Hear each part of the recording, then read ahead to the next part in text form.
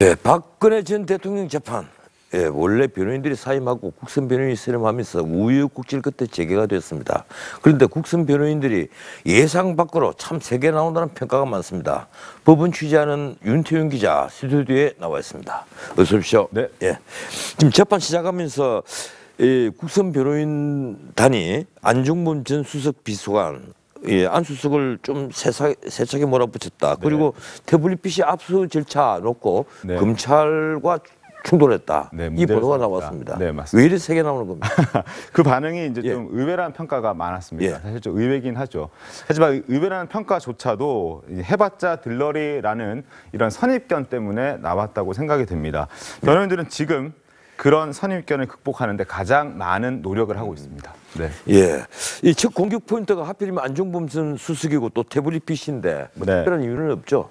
네, 뭐 일단 전략을 좀 분석을 해봐야 될 것 같은데요. 이 전략을 보자면 한마디로 공범 분리 전략이라고 볼 수 있겠습니다.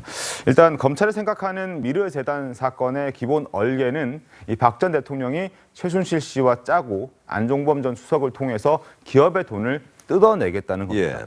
예. 그런데 국선 변호인단은 이 박 전 대통령과 그리고 안종범 전 수석 그리고 최순실 씨로 묶여 있는 이 공범의 고리에서 박 전 대통령을 끊어내겠다는 전략으로 보입니다. 예, 이 검찰 입장에서는 뭐 국선 변호인들이 들어오고 나서 좀 마음이 편안해질 텐데 깜짝 놀랐겠습니다. 네, 그렇습니다. 일단 재판을 하고 난 뒤에 검찰의 첫 반응을 보면 국선 변호인이 사선 변호인보다 낫더라였습니다.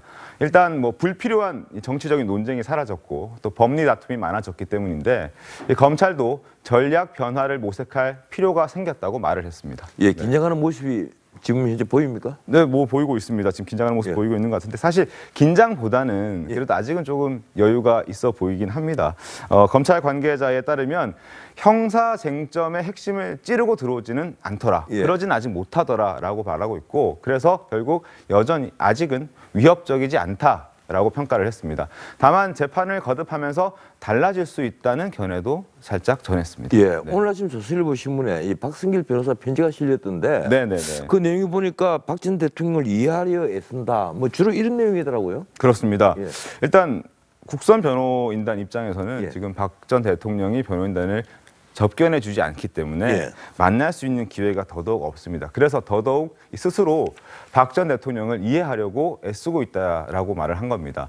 기존 검찰 조서나 변호인 의견서에 담겨 있는 박 전 대통령의 입장을 존중하고 박근혜 일기를 보면서 심중을 이해하려 한다. 뭐 이렇게 말을 하기도 했습니다. 예, 지금 국선 변호인들 등장했을 때 뭐 주변에서 그 국선 변호인들 보고 또 공격하는 목소리도 많이 들리는데 그럼요. 비판 여론이 참 많은 사건이지 않습니까? 네. 변호인들이 좀 어려움이 있겠습니다. 그렇습니다. 예. 뭐 사안이 사안인지라 어려움이 왜 없겠습니까?